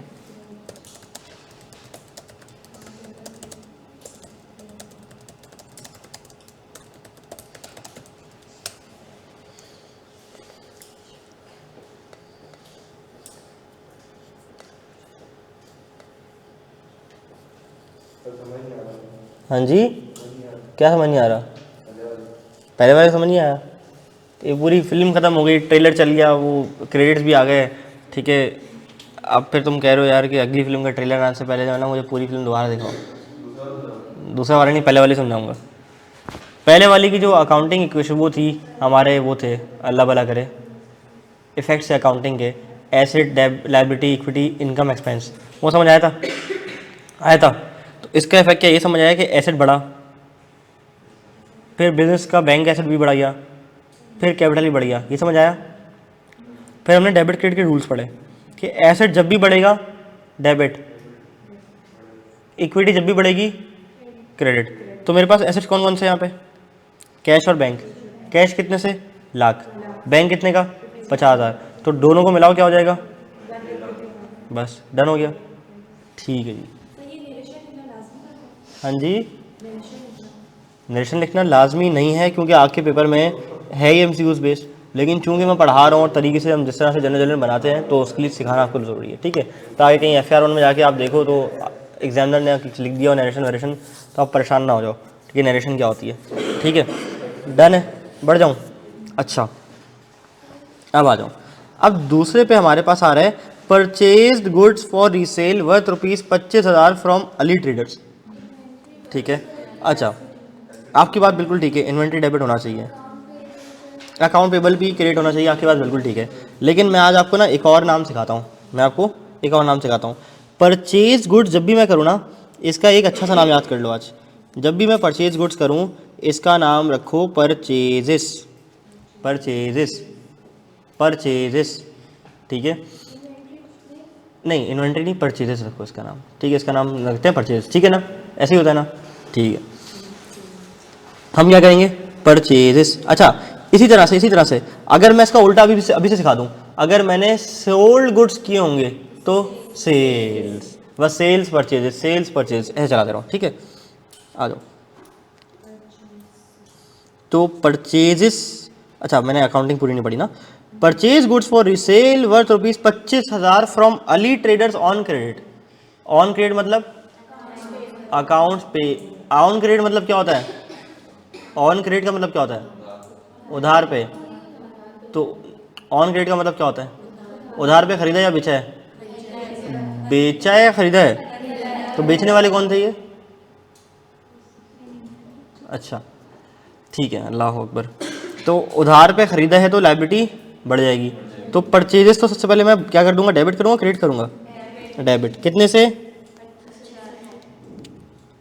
25,000 से। अच्छा, और अकाउंट्स पेबल क्रेडिट करूंगा, क्यों, लायबिलिटी है बढ़ रही है तो कहाँ जाएगी, लायबिलिटी है बढ़ रही है तो कहाँ जाएगी, बोलो भाई, डेबिट क्रेडिट के रूल सामने रखो, उसको देख देख के बनाओ एंट्री, भले मुझे मसला नहीं है अभी। लायबिलिटी बढ़ रही कहाँ जाएगी, क्रेडिट में। उसका ब्रांड नेम बताओ, अकाउंट पेबल। अब देखो मसला ये है रिकॉर्डिंग के अंदर, अगर सिर्फ मैंने अकाउंट पेबल लिख दिया ना तो समझ नहीं आएगा किसको पेबल। तो मैं लिखूंगा गफ़ार साहब, शमशाद साहब, जैन भाई, जियान भाई, डोरेमोन भाई, ठीक है, सबके जैन, इनके ना ब्रांड नेम लिखूंगा। अब ये कौन है भाई, हाँ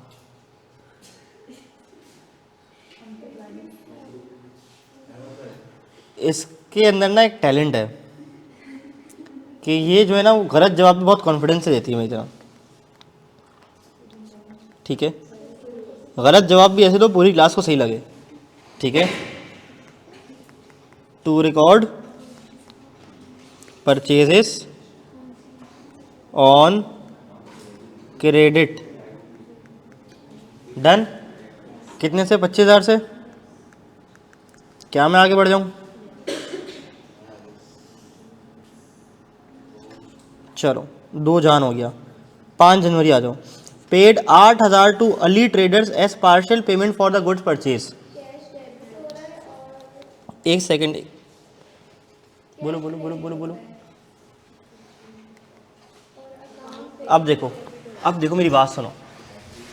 किस्मत से ये ट्रांजैक्शन ऐसी आ गई है कि जिसमें हमने ऊपर ख़रीदारी करी और अगली इमीडिएट ट्रांजैक्शन में पेमेंट कर दी अली ट्रेडर्स को। वो कह रहा है कि मैंने पहले 2 जनवरी को 25,000 का माल उधार पे ख़रीदा, तो तो मैंने कहा परचेज बड़ी डेबिट में डाल दो, लायबिलिटी बड़ी क्रेडिट में डाल दो। फिर उसने कहा जो मैंने 25,000 का माल ख़रीदा है ना, इसमें से 8,000 मैंने पे कर दिए। जब मैंने ख़रीदा था तो मैंने कहा था ओहो परचेज तो बढ़ गई और लायबिलिटी भी बढ़ गई। अब मैंने पैसे पे कर दिए तो मेरी लायबिलिटी कम हो गई, लेकिन कुछ हद तक कम हुई ना। तो जब मैंने पैसे पे किए तो एसेट कम हुआ। एसेट का कम होना कैश का कम होना, कैश का कम होना कहाँ जाएगा? चलो क्रेडिट। आसान सी बात तो पहले कर ली। कितने से? 8,000 से। अब जब मैंने ख़रीदा था तो मेरी लायबिलिटी बढ़ी थी, जब मैंने पे ऑफ कर दिया है तो मेरी लायबिलिटी, जब अकाउंट पेबल बढ़ा था तो क्रेडिट हुआ था, जब लायबिलिटी डिक्रीज हो रही है तो डेबिट क्रेडिट के रूल्स के मुताबिक वो कहाँ जाएगी? किस नाम से जाएगी? और आगे आगे अली ट्रेडर्स। अच्छा जनरल समझ आ रहा है, कोई मुश्किल तो नहीं हो रही है? ठीक है, डन है। अच्छा अब देखो मैंने वो 2 की नरेशन लिखवा दी ना, बस मैं नरेशन नहीं लिखवा रहा, ठीक है? बस मुझे इतना ही आता था। अब आगे की नरेशन खुद लिखो ना लिखो चलेगा, लेकिन नरेशन लिखवाना सिखा दिए कि नरेशन किस तरह लिखी जाती है और क्यों लिखी जाती है, ठीक है? चलो आ जाओ। 10 January paid shop rent 5,000 in cash. कहाँ से आवाज़ आई है?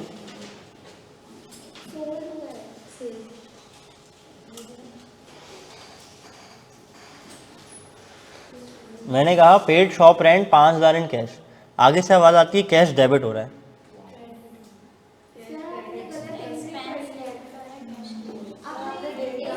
एक छोड़ दी, कौन छोड़ी है? सेल वाली छोड़ दी है, कोई बात नहीं, लेकिन मैंने जो पढ़ी थी उसको बताना था ना। अच्छा ये वाली नहीं पढ़ी मैंने, 8 जनवरी वाली नहीं पढ़ी, ठीक है माय बैड। तो 8 जनवरी मैंने यहाँ क्यों डाल दिया? यहाँ पे क्या आएगा? 4 जनवरी आएगा। 3 है। एक बार में फैसला कर लो ना बाजियों। हाँ हाँ हाँ हाँ यार, मतलब तुम लोग इंसान हो क्या हो यार? फनी थोड़ी हो रहा है कोई। इतना सीरियस टॉपिक पढ़ रहे हैं उसको तुम लोग मजाक उड़ा रहे हो यार, ऐसा नहीं करो यार। आज तुम अकाउंटिंग का मजाक उड़ाओगे तो कल को अकाउंटिंग आपको उड़ा सकती है, ठीक है? चलो sold good worth 12,000 for cash and 5,000 उधार पे टू हसान एंड कंपनी। अब देखो सोल्ड गुड्स 12,000 के, इनकम या रेवेन्यू इंक्रीज तो क्रेडिट, तो मेरा रेवेन्यू तो इंक्रीज हो गया। फॉर कैश कितना? 12,000, तो कैश एसेट 12,000, और उधार पे दिया तो क्या नाम था उसका? ब्रांड नेम क्या था? Account receivable. बात समझा रही है? बात समझ रही है माइस? अब बताओ कि मैंने माल बेचा, माल बेचने को बाद में आता हूँ, लेकिन कितने कितने पे बेचा? वो कह रहे हैं कि सोल्ड गुड 12,000 ऑन कैश, तो 12,000 पैसा आया। चलो पैसा आने को तो फ़ौरन से रिकॉर्ड कर लो, पैसा आया 12,000 से आया। अच्छा और उधार पे 5,000, उधार पे किसी को बेचूंगा तो वो मेरा एसेट है। एसेट की डेफिनेशन इसलिए मीट कर रहा है क्योंकि प्रेजेंट इकोनॉमिक रिसोर्स है।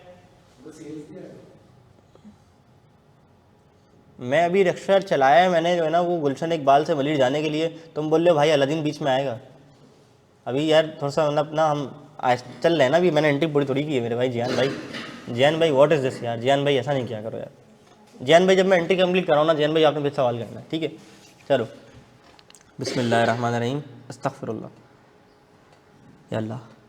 तो मैं ये कह रहा था कि हमने माल बेचा है 12,000 के कैश पे, 5,000 के उधार पे।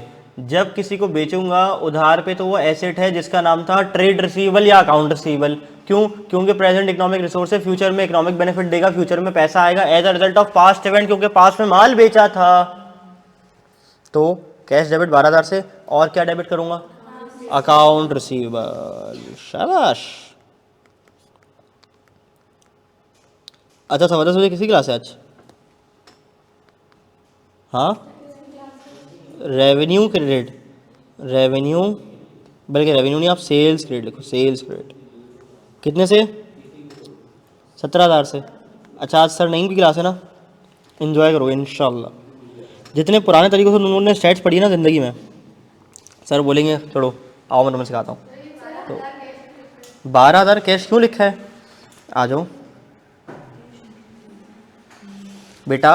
अंग्रेजी ज़बान में वो कहता है कि मैंने गुड्स बेचे 12,000 के कैश पे, 5,000 के क्रेडिट पे, तो बेटा इसलिए 12,000 लिखा है। ठीक है, क्या मैं आगे बढ़ जाऊं?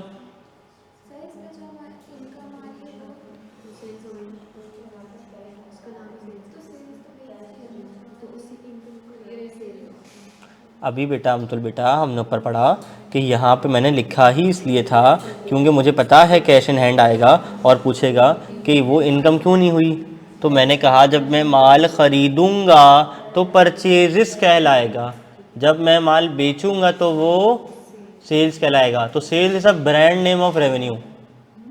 ठीक है, रेवेन्यू क्या है, जेनरिक नेम, ब्रांड नेम क्या है, सेल्स। ठीक है, सेल भी कहते हो। हाँ जी, नरेशन इसलिए लिखा, दिल नहीं चाह रहा,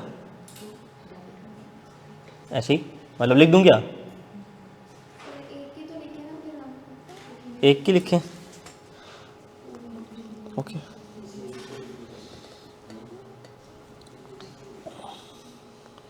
to record payment of liability, ऐसे कर दो उसको।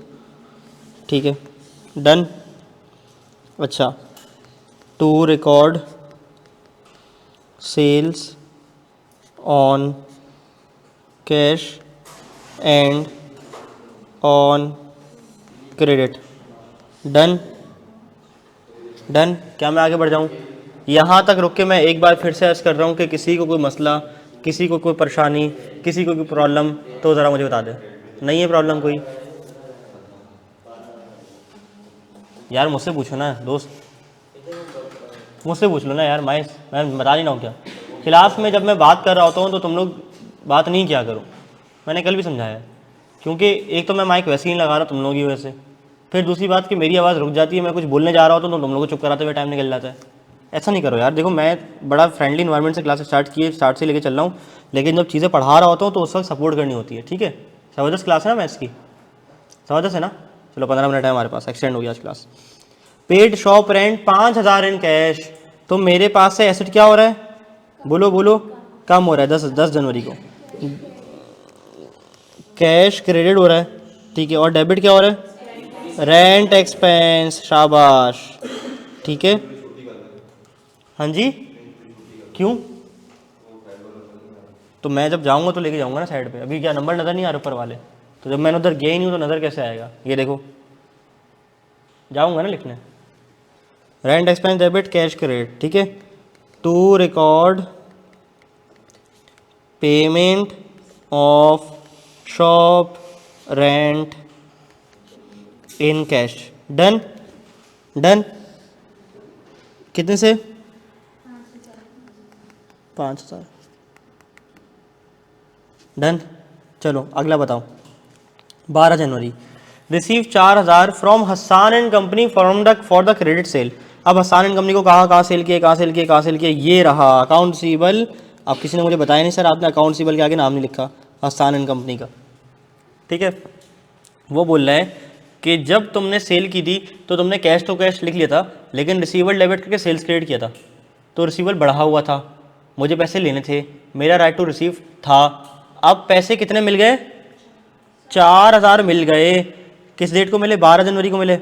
ठीक है, तो तुम कहोगे कि 12 जनवरी को तुम्हें पैसे मिल गए कितने, 4,000। ठीक है, अब तुम्हारा रिसीवेबल था, अब वो क्या हो जाएगा, कम हो जाएगा। तो एसेट डिक्रीज व्हाट, क्रेडिट। किस नाम से, account receivable, what name, Hasan and company, done. कितने से, 4,000 से, done. To record received 4,000 for earlier sales made on credit, done. Done, क्या मैं आगे बढ़ जाऊं? 12 के बाद क्या आता है? हाँ जी, एसेट कम क्यों हुआ? देखो, जब मैंने उधार पे माल बेचा तो मैंने कहा मेरा रिसीवेबल बढ़ गया, मेरा एसेट बढ़ गया। बताया था ना, एसेट की एग्जांपल जाके पढ़ो, trade receivable, account receivable, loan receivable. तो मैंने कहा था मेरा एसेट बढ़ा हुआ है, मेरे पास पैसा आना है। अब चूंकि मुझे वो पैसा वापस मिल गया तो एक इम्पैक्ट क्या हुआ कि मैंने कैश रिकॉर्ड कर दिया। एक इम्पैक्ट क्या हुआ बेटा, देखो मैंने कैश रिकॉर्ड कर दिया, लेकिन दूसरा इम्पैक्ट कहाँ जाएगा? मैं कहूंगा मेरे पास पैसे आने थे, अब नहीं आएंगे। मेरा रिसीवेबल था जो अब कम हो गया है, तो asset decrease, brand name, account receivable. समझ आया बेटा? Good. Keep asking the questions without the fear of being judged. ठीक है, ज़िंदगी में भी ये रूल अप्लाई कर लो कि अगर तुम ये सोचते रहोगे ना कि लोग क्या कहेंगे, चार लोग क्या बातें बनाएंगे, ठीक है, तो चार लोगों को ना अपने घर पे रहने दो। ठीक है, आपको ज़िंदगी में ना कभी भी फ़र्क नहीं पड़ना चाहिए कि लोग मेरे बारे में क्या सोच रहे हैं। एक तो मैं लाइफ लेसन दे रहा हूँ, ये फर्नीचर डेबिट कैश क्रेडिट पे आ गई है। इतना इंपॉर्टेंट लाइफ लेसन दे रहा था मैं, क्या लाइफ लेसन दिया बताओ? कभी भी जो है ना लोगों को इम्प्रेस करने के लिए सोचो। ठीक है, बस अपनी ज़िंदगी में जो भी काम कर रहे हो ना उसको 2-3 फैक्टर्स पे नाप लेना। ठीक है, कि क्या मैं सही काम कर रहा हूँ, ठीक है, क्या मेरे हिसाब से मेरी ज़मीर मुतमईन है कि मैं सही कर रहा हूँ, और अगर मैं सही कर रहा हूँ तो फिर नेक्स्ट स्टेप पे ये आओ, बल्कि फर्स्ट स्टेप तो ये होना चाहिए कि क्या मेरा दीन मुझे इस बात की इजाज़त देता है। अगर मैं काम कर रहा हूँ तो क्या मेरे दीन में इसकी गुंजाइश है, इजाज़त है? हाँ, अगर कर रहा हूँ तो बस फिर मैं ठीक काम कर रहा हूँ, कोई मसला ही नहीं है। तो फिर लोगों को इम्प्रेस करने की फिक्र छोड़ दो कि लोग क्या कहेंगे, लोग ऐसा, ये बंदा ऐसा कर रहा है, बंदा कारोबार कर रहा है, बंदा पढ़ाई कर रहा है, वहाँ जा रहा है, वहाँ जा रही है, इससे मिल रहा है, उससे मिल रही है। ठीक है, तो बड़े जो है ना वो लोगों को इम्प्रेस करने के चक्कर में ना लोग हो जाते हैं परेशान। मेरा एक साथी है, वो मुझसे सवाल करता है कि यार आप इतनी सारी चीज़ें ना कैसे मैनेज करते हो, पढ़ाते भी हो, पढ़ते भी हो, फिर लीड भी कर रहे हो क्लाइंट को। तो वो मेरा जो बेचारा लड़का है ना साथ का, वो एंटी डिप्रेशन की ना पिल्स खाता है, गोलियां खाता है। कह रहा है मुदत भाई मैं कोलैप्स कर जाता हूँ। फिर मैंने उसको कहा कि यहाँ हाथ रखो ज़रा, उसने मेरे हाथ रखी तो मेरी नसें फड़फड़ा दी। तो अक्सर औकात ऐसा होता है कि आप अपने आप को इतना बर्डनाइज कर लेते हो, कुछ स्ट्रेस आउट कर लेते हो उन चीज़ों में कि आप ना समझते हो कि यार बस मुझे ना हर चीज़ में एक्सेल करना है, लोगों को खुश करना है। लेकिन आप याद रखो हर किसी को खुश नहीं कर सकते। तो बस इनिशियल स्टेज पे आप लोगों को यही सलाह है कि do what ever you like, do what ever you love. अगर ज़बरदस्ती सीए में आए हो किसी को इम्प्रेस करने के लिए तो छोड़ दो, लेकिन अगर खुद को सेटिस्फाई, खुद को मुतमईन करने के लिए आए हो तो बस फिर करते रहो। और ये भी नहीं कि अगर सीए छोड़ दिया या अगर इंटर के बाद हमने लड़की हैं, अगर हमने पीआरसी के बाद ही शादी कर लिया, हमने कैफ के बाद शादी कर ली तो लोग समझेंगे देखो शादी कर ली, सीए तो हुआ नहीं। कोई मसले वाली बात नहीं है। तो जहाँ तुम्हारा दिल मुतमईन हो, जहाँ तुम्हारी सेटिस्फेक्शन हो, उस रास्ते को अपना लेना चाहिए। लड़कों ने सीए छोड़ दिया, कारोबार शुरू कर लिया, अमेज़ॉन का काम शुरू कर लिया, क्रिप्टो शुरू कर दिया, और जहाँ दिल अच्छा लग रहा है, पैसे आ रहे हैं, फ्यूचर सही है, दीन भी इजाज़त देता है, गो फॉर इट। ठीक है, तो लोगों को इम्प्रेस करना छोड़ दो भाई ज़िंदगी में। आ जाओ आगे। ये लाइफ लेसन ना वैसे अपने मैं क्लास में देते रहता हूँ बहुत सारे, तो आज पीआरसी में पहला लाइफ लेसन था, तो ये लाइफ लेसन चलते रहेंगे। चलो, purchase furniture ₹10,000 paying in cash, asset बढ़ा फर्नीचर के नाम से, कितने से? 10,000। कैश में पे किए तो एसेट कम हो जाएगा, यानी कि कैश कम हो जाएगा, कितने से? To record purchase of furniture on cash, कितने से? 10,000 से। ये हमारी हो गई एंट्री रिकॉर्ड, डन। चलो 15 के बाद आ जाओ। 20, बोरोड 20,000 फ्रॉम एबीसी बैंक। तो बैंक से पैसा आया, बैंक में ही आया होता है। 20 जनवरी है ना? हाँ, अच्छा, बैंक में पैसा लिया है, लोन लिया है, तो बैंक में पैसा आया, एसेट बढ़ गया, कितने से? नहीं, कैश डेबिट नहीं। जब बैंक लोन देता है ना तो वो कैश इन हैंड नहीं देता, ठीक है, वो बैंक अकाउंट में ही डाल के देता है। तो कितने हो गए बैंक में मेरे पैसे, बोलो? 20,000। तो 20,000 से बैंक डेबिट, और लोन पेबल। अब अकाउंट पेबल क्यों नहीं बोला? क्योंकि हमने लोन लिया। Good good good good good, शाबाश। लोन पेबल कितने से? 20,000 से। लोन पेबल किससे? बैंक से ही। चलो ठीक है, to record receipt of loan, done done. क्या मैं आगे बढ़ जाऊँ? अच्छा, मेरे कॉलम खत्म हो गए, खींचने पड़ेंगे लगता है। वाह वाह, ओहो, आहा, अरे डन। चलो जी, बिस्मिल्लाह। कहाँ थे भाई हम? ये हो गया, बोर हो गया। चलो 4 रह गई हैं, इंशाल्लाह इंशाल्लाह आज की क्लास में हमने ख़त्म करना है इसको। टाइम क्या हो गया? 10:09। हिम्मत है मर्दा तो मदद खुदा, हम पूरी ख़त्म करेंगे आज। पेड 3000 फॉर इलेक्ट्रिसिटी बिल, ये देखो। अच्छा पक्की बात है। अब देखो आपका भाई क्या जुगाड़ करता है। ये एक्सपेरिमेंट एक हमने किया कॉपी, ठीक है, और ये हमने यहाँ कर दिया पेस्ट। आहा, ओए होए होए होए, मज़ा ही आ गया। ठीक है, हम इसको कर देंगे क्या, इसको क्या कर देंगे, ओहो, electricity expense debit cash credit, ठीक है।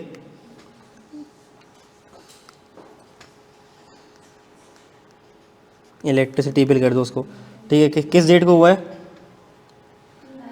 हाँ जी, अमतुल बाजी आपका ध्यान कहाँ होता है? कितने से? 3000, कोई बात नहीं। अच्छा जी, डन है। चलो जी आगे आ जाओ। 22 के बाद 25, paid 2000 for business advertising expenditure. ओह देखो, तुम लोग तो तेज़ लिख सकता हूँ मैं। एडवर्टाइजिंग, अच्छा ये एडवर्टाइजमेंट पूरा लिखना, मैं ADV लिख रहा हूँ। Advertising expense debit, payment of advertising expense, date बताओ। 25 जैन, अमाउंट बताओ। 2000, 2000, डन। कैसा, जल्दी जल्दी हो गया? चलो जी आगे आ जाओ। Ahmad withdrew 5000 from business for personal use. अब जिससे पूछूंगा वही बताएगा। माइज ज़रा बताओ। 28 को अहमद विड्रू, अहमद कौन है? बिजनेस का मालिक है। ही withdrew 5000 from business for personal use, इसकी एंट्री बता दो। एंट्री बताओ, इनाम दूंगा। डेबिट इंक्रीज होगा, क्रेडिट इंक्रीज होगा। अच्छा बस खड़े हो जाओ अभी। हाँ, अब कोई कुछ नहीं बोलेगा। पे 50 वाला नोट का है। अगर मायस भाई ने सही एंट्री बता दी तो मायस भाई को मेरी तरफ से 50 रुपये का इनाम। 50 रुपये ऑन द स्टेक। हाँ ज़्यादा है, 50 रुपये ज़्यादा है। 20 रुपये दूँ? चलो 20 रुपये देते हैं। नहीं 50 सही है यार, 20 ज़्यादा। और किसी ने कुछ बोला ना तो 100 रुपये उसकी जेब से निकलवा के इसको दूंगा, ठीक है। चलो 50 रुपये के लिए मायस भाई से सवाल है। मायस भाई अब बाजियाँ प्लीज़ से पूछेंगी, बिल्कुल डिस्कशन नहीं करेंगी, बहुत सीरियस डिस्कशन चल रही है, ठीक है। बहुत ज़बरदस्त 50 रुपये स्टेक पे लगे हुए हैं। मायस भाई 28 जनवरी को, और किसी ने मुझे बोला ना मुझे आवाज़ आ गई तो छोड़ना नहीं है। साइलेंस, सारा बाजी खामोशी। मायस भाई से सवाल है। मायस भाई 28 जनवरी की आपने एंट्री करवानी है। हेल्प अ फ्रेंड का ऑप्शन नहीं है, फ़ोन अ फ्रेंड का ऑप्शन नहीं है, पोलिंग का भी ऑप्शन नहीं है। 50 रुपये लगे हैं ऑन द स्टेक। सवाल है, Ahmad withdrew 5000 from bank for personal use. अब इसकी एंट्री बताओ। ओ यार देख, नीचे देख। हाँ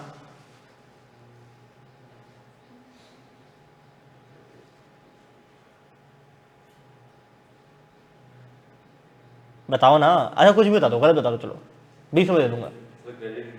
क्रेडिट इंक्रीज होगा। क्रेडिट क्यों इंक्रीज होगा? 5000 पर्सनल यूज़ के लिए निकाले हैं, तो इसमें चलो डेबिट क्रेडिट से ही पहले तुम ज़रा अकाउंटिंग इंक्रीज डिग्रीज पे आ जाओ। बताओ बताओ। नहीं नहीं नहीं, यहाँ देखो, यहाँ देखो। हाँ क्या लिखा है? इक्विटी डिक्रीज होगी, ठीक है। ऐसे डिक्रीज होगा। एंट्री बताओ। यार वहाँ तक पहुँच गए हो तो भी मतलब समझो 45 रुपये वसूली हुई है। 5 रुपये का सवाल है आखिरी। बोलो बोलो, एंट्री बोलो। ओ भाई आवाज़ नहीं, बताओ एंट्री बताओ। इम्पैक्ट सही बता दिया। अब डेबिट क्रेडिट के रूल्स याद करो। और तुमने बोला इक्विटी और एसेट, डेबिट डिक्रीज, फिर डेबिट डिक्रीज, डेबिट क्रेडिट क्या है? कॉलम्स के नाम है, छोड़ दो उसको, लेट्स फॉरगेट इट।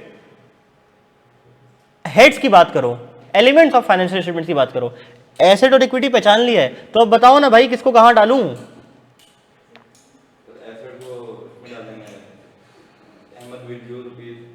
हाँ तो एसेट का नाम क्या है इस वाले? एसेट का नाम तो बताओ। कैश है, ठीक है, सही है, रुक जाओ, कैश आ गया। कैश को कहाँ डालूं? कैश को कहाँ डालूं? आवाज़ नहीं, कैश को कहाँ डालूं? वो तो ठीक है, अहमद ने निकाले, मुझे पता है अहमद के बाप ने निकाले, लेकिन इस कैश को मैं डालूंगा डेबिट में क्रेडिट में? बैठ जा भाई, बैठ जा। तो फिर बोला 100 रुपये निकाल, निकाल तो 100 रुपये जेब से, 100 रुपये निकाल जेब से, 100 रुपये निकाल जेब से, फाइन लगेगा, उसको दे 100 रुपये। अगली बार 150 रुपये निकलवाऊंगा बोला तो, ठीक है। चलो हाँ, 50 रुपये के लिए सवाल। मुझे ज़रा इसकी अकाउंटिंग एंट्री बता दो, इसकी। हाँ ये इसकी जो फिर जियान भाई तुम बोले, जियान मस्ती नहीं, आगे देखो। हाँ नज़र नहीं आ रहा, मैं आपको बता रहा हूँ, मैं आपको नज़र दिलवाता हूँ। नज़र के सामने जिगर के पास कोई रहता है। 28 जनवरी, मुझे बताओ कि अहमद ने 5000 निकाले बिजनेस से पर्सनल यूज़ के लिए, इसकी एंट्री क्या होगी? डेबिट अल्लाह अकबर, डेबिट क्रेडिट तो कॉलम के नाम है, इंक्रीज डिक्रीज क्या हो रहा है? उसने चलो 2 बता दी, तो उससे बोला एसेट और इक्विटी है। अब मैंने कहा मुझे एंट्री पोस्ट करा दो, 50 रुपये ले लो। ड्राइंग है, ठीक है, ड्राइंग कहाँ जा रही है? पर्सनल यूज़ के लिए। जी मैंने कब बोला मेरे घर जा रही है? ये बताओ कि इंक्रीज और डिक्रीज हो रही है, तो वो डेबिट क्रेडिट में कहाँ लिखूं? डेबिट के अकाउंट में लिखेंगे। क्यों लिखूंगा बताओ? इंक्रीज हो रही है। और ड्राइंग क्या होती है? हाँ इंक्रीज होती है तो डेबिट में जाती है। क्यों? क्योंकि रिडक्शन इन इक्विटी है, और इक्विटी कम होती है तो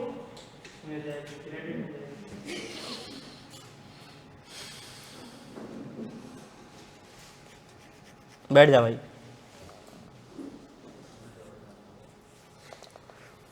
साइंस वालों से पूछूंगा, साइंस वाले। हाँ जी बीच वाली, हाँ जी आप बताओ, एंट्री बताओ। हाँ खाने में क्या खाया रात को? मम्मी ने क्या पकाया? कौरमा या दाल? हाँ बिरयानी, पता नहीं। अब बर्गर बनाया तो भाई एंट्री पूछ रहा हूँ ना, एंट्री बताओ ना मुझे, एंट्री बताओ उसकी। वो बोले मैंने कहा था कि अहमद ने 5000 निकाले फॉर पर्सनल यूज। इक्विटी कम होगी, कहाँ जाएगी? किस में जाती है? मेरे घर पे किस नाम से जाती है? नाम बताओ। डेबिट में क्या लिखूं? ब्रांड नेम बताओ।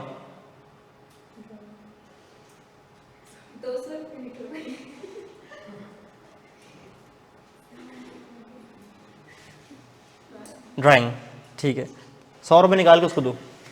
ड्राइंग डेबिट कितने से? 5000 से, ठीक है। अब दूसरा इम्पैक्ट बताओ। दूसरा इम्पैक्ट, हाँ एसेट कम हो गया, एसेट का नाम? कैश, कितने से? 5000, ठीक है। चलो कोशिश तो उसने की है, लेकिन ये लो उसका नाम दे दो उसको। हाँ मेडिएटर, तालियां बजाओ उसके लिए, ठीक है, शाबाश। बड़ी मुश्किल से बताया, लेकिन ये आपका इनाम है, ठीक है। ड्राइंग डेबिट कैश क्रेडिट, ठीक है। अच्छा जी, अभी आखिरी ज़बानी कलामी मैं डिस्कस कर लेता हूँ इसकी। 31 जनवरी वाली, 31 जनवरी वाली। Sold goods worth 18,000। सर नहीं मांगे क्या? हाँ आ गया ना, बस मैं ऑफ करूँ 5 मिनट में, मैं उनसे बोल दूँ माजरत के साथ। Sold goods worth 18,000 of which 10,000 was received in cash. अब कैश आ गया तो कैश डेबिट हो जाएगा कितने से? 10,000 से, ठीक है। एंड 8,000 ऑन क्रेडिट, तो जैन सप्लायर्स को। तो अकाउंट रिसीवेबल वही हसान वाली जो एंट्री थी ना, वो वाली। अकाउंट रिसीवेबल किस नाम से? जैन से। कितने से? 8,000। और सेल्स कितने से? 18,000, ठीक है। बात समझ आ रही है?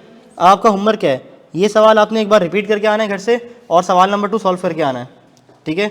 ये सवाल रिपीट करना है, ये सवाल रिपीट करना है, सवाल नंबर 2 सॉल्व करना है। बोलो, ये सवाल रिपीट करना है और सवाल नंबर 2 सॉल्व करना है। और लड़के वाले हजरात मेरे भाई, खास तौर पे माइस और ये जो पीछे वाला भाई था, पीछे वाले भाई ने अच्छी कोशिश की लेकिन पहुंच नहीं सका। मैंने चीख चिल्ला के कहा है कि जेनरिक नेम्स क्या है। इसके लिए आपको क्या करना पड़ेगा, ओवरकम करने के लिए मैं बता रहा हूँ। ओवरकम करने के लिए तरीक़ेकार मेरे भाई ये है कि आपने एलिमेंट्स ऑफ फाइनेंशियल स्टेटमेंट्स को जाके दोहराना है, जो मैंने नोट्स बनाए हैं उसको आपने रिपीट कर